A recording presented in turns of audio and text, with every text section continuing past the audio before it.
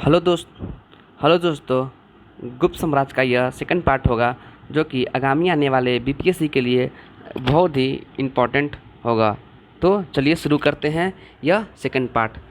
पहले पार्ट में हम लोगों ने गुप्त साम्राज्य के बारे में पढ़ा था और इसमें हम लोग पढ़ेंगे गुप्त साम्राज्य का प्रशासन, समाज और अर्थव्यवस्था कैसी थी, वहाँ की अर्थव्यवस्था कैसी थी। तो चलिए शुरू करते हैं। सबसे पहले हम प्रशासन को देखते हैं।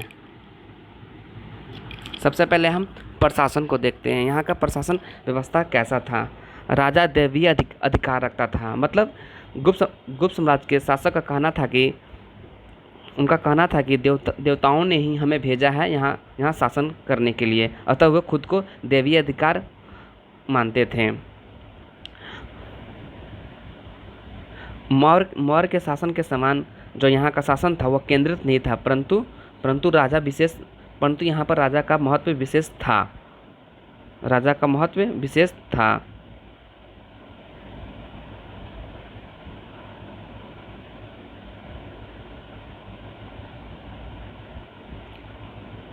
नेक्स्ट क्या है दोस्तों? बाद में सामंती व्यवस्था का विकास हुआ। यहाँ सामंती व्यवस्था का विकास हुआ। हर्षवर्धन के काल में सामंती व्यवस्था चरम पर थी। देखिए, सबसे पहले सामंती व्यवस्था आया था सातवाहन के काल में, वहाँ से स्टार्ट हुआ और गुप्त के शासनकाल में ये चरम पर पहुँच गया। हर्षवर्धन के काल में और ये चरम पर पहुँच गया। नेक्स्ट पढ़ते हैं गुप्त साम्राज्य। अभी हम लोग प्रशासन के बारे में देख लिया, अब गुप्त साम्राज्य के बारे में देखते हैं। यहाँ पर देखते हैं वर्ण व्यवस्था में जटिलता थी, क्योंकि वर्ण व्यवस्था उपजातियों में बटा हुआ था। जो भी कुछ लोग अलग कार्य करते थे उस आधार पर एक नया जाति दे दिया जाता था। अतः हम कह सकते हैं कि वर्ण व्यवस्था में यहाँ पर जटिलता थी। एक नया जाति यहाँ पर था। यहाँ कास्यथ जाति का प्रथम वर्णन भी ये गुप्त साम्राज्य में मिलता है दोस्तों, इसको ध्यान रखिएगा। नेक्स्ट, दास अछूतों की स्थिति निम्न। यहाँ पर दास और अछूतों की स्थिति थोड़ा सा नीचा होते चला गया। स्त्री की स्थिति भी निम्न होगी, क्योंकि हम लोगों ने गुप्त साम्राज्य के बारे में गुप्त में पढ़ा था। ये एक अभिलेख के बारे में पढ़ा था, सती प्रथा, जो हम लोगों ने एक अभिलेख था, इनका अभिलेख दोस्तों। सती प्रथा का अभिलेख के बारे में हम लोगों ने पढ़ा था। एरन अभिलेख, जो भानुगुप्त का एरन अभिलेख था, उसमें हम लोगों ने पढ़ा था। उसमें हम लोगों ने सती प्रथा का प्रमाण मिला है। तो इससे हमें पता चलता है कि गुप्त साम्राज्य में जो था स्त्रियों की स्थिति थोड़ा निम्न हो गई थी। नेक्स्ट, अब हम लोगों ने प्रशासन देख लिया, साम्राज्य देख लिया, और अब हम लोग अर्थव्यवस्था को देखते हैं। अर्थव्यवस्था को हम लोग अब देखते हैं दोस्तों। अर्थव्यवस्था में क्या है? यहाँ की अर्थव्यवस्था कृषि पर आधारित थी। कर कितना था? 1/4 से 1/6 तक था। व्यापार के लिए श्रेणी की व्यवस्था थी, जिसे संघ बोलते हैं। श्रेणी व्यवस्था का अध्यक्ष किसे बोलते थे? ज्येष्ठक को बोलते थे। यहाँ पर एक प्रमुख व्यापार का केंद्र कौन हुआ करता था? उज्जैन। और प्रमुख बंदरगाह क्या होता था? ताम्रलिपि। इसको इंपॉर्टेंट दोस्तों, ये आता है एग्जाम में। देखिए, और सिक्कों के बारे में कुछ देख लेते हैं। स्वर्ण सिक्का को क्या बोलते हैं? दिनार।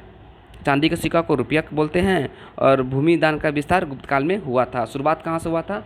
ये हुआ था सातवाहन से, और विस्तार गुप्त काल में हुआ था। और इसका चरम कहाँ पर चला गया था सामंती व्यवस्था का? हर्षवर्धन के काल में। अब गुप्त धर्म को देखते हैं दोस्तों। गुप्त धर्म के बारे में कुछ पढ़ लेते हैं। गुप्त शासक वैष्णव के ये थे, वैष्णव में वो रुचि रखते थे। मंदिर का निर्माण का प्रारंभ भी इसी काल से हुआ है। मंदिर निर्माण का प्रारंभ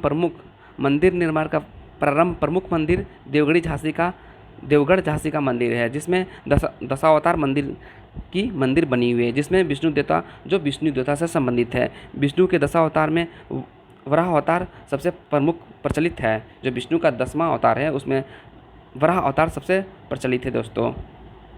अब गुप्त कला को देखते हैं। गुप्त कला के बारे में कुछ पढ़ लेते हैं दोस्तों। वास्तुकला, चित्रकला, मूर्तिकला सहित सभी का विकास इसी काल में हुआ था। अतः हम कह सकते हैं गुप्त कला भारत का स्वर्ण युग कह सकते हैं। नागरशैली का अधिक विकास इसी काल में हुआ था। उत्तर भारत में बने भवन निर्माण की शैली को नागरशैली कहते हैं, जो कि उत्तर भारत में जिस शैली का प्रयोग होता है उसे नागरशैली, और जो मिडिल में होता है उसको व्यवहार शैली, और दक्षिण भारत में प्रयोग होने वाली शैली को द्रविड़ शैली कहते हैं दोस्तों। बौद्ध जैन के साथ हिंदू धर्म की भी मूर्तियाँ हैं, मिला है दोस्तों। बुद्ध के भूमि स्पर्श मुद्रा की मूर्ति का निर्माण का भी साक्ष्य यहाँ मिला है। अब थोड़ा चित्रकला के बारे में देखते हैं। चित्रकला के बारे में दोस्तों पढ़ते हैं कुछ।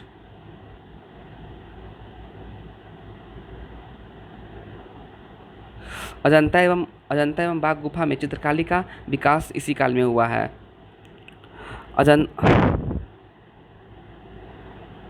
अजंता गुफा औरंगाबाद में है दोस्तों, जिसमें 16वां और 17वां गुफा किसके बारे में है? 16वां गुफा राजकुमारी का, 16वां गुफा में राजकुमारी का चित्रण मिलता है, और 17वां जो गुफा नंबर 17 है उसमें बुद्ध के जीवन का चित्रण का मिलता है।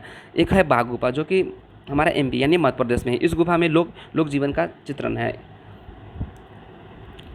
गुप्त सम्राट की राजकीय भाषा क्या थी? संस्कृत। अभिज्ञान शकुंतलम, मालविका मित्र, विक्रमोर्वशीय, रघुवंशम, कुमार संभव, मेघदूत, ऋतु संग्रह आदि के रचनाकार कौन थे? कालिदास। ये सब के रचनाकार कौन थे दोस्तों? कालिदास। नेक्स्ट पढ़ते हैं कुछ और रचनाकार। पंचमंत्र जो कि 5 कहानियों का संग्रह है, इसके रचनाकार भी विष्णु सर। इसके रचनाकार कौन है? विष्णु शर्मा। नेक्स्ट कौन है? कामसूत्र। इसके वसायन अमरकोश, अमरसिंह, मच्छकटिक इसके रचनाकार कौन है? शूद्रक। नीतिसार के कामानंद। इन सभी बुकों का रचना किस काल में हुआ था? गुप्त काल में हुआ दोस्तों। आर्यभट्ट जो आर्यभट्ट है उन्होंने आर्यभट्टिनम, सूर्य सिद्धांत, 10 गीतिका आदि की रचना की। आर्यभट्ट ने बताया पृथ्वी सूर्य का चक्कर लगाता है। 0.5 पाई की खोज किसने किया? आर्यभट्ट ने किया। वरामिहिर का कहना था चंद्रमा पृथ्वी की तथा सूर्य की परिक्रमा करता है। उनका कहना था चंद्रमा पृथ्वी की तथा पृथ्वी सूर्य की परिक्रमा करता है। वरामिहिर को क्या बोलते हैं? खगोलीय विद्वान इन्हें बोला जाता है। खगोलीय विद्वान किसे बोला जाता है? वरामिहिर को बोला जाता है। ब्रह्मगुप्त, ये ब्रह्म सिद्धांत की रचना किया था। भारत का न्यूटन इन्हें ही किया जाता है। और भारत का आइंस्टाइन किसे कहा जाता है? भारत का न्यूटन ब्रह्मगुप्त को, और भारत का आइंस्टाइन किसे कहा जाता है? वो आर्यभट्ट को बोला जाता है। थैंक यू दोस्तों, please like and subscribe my channel.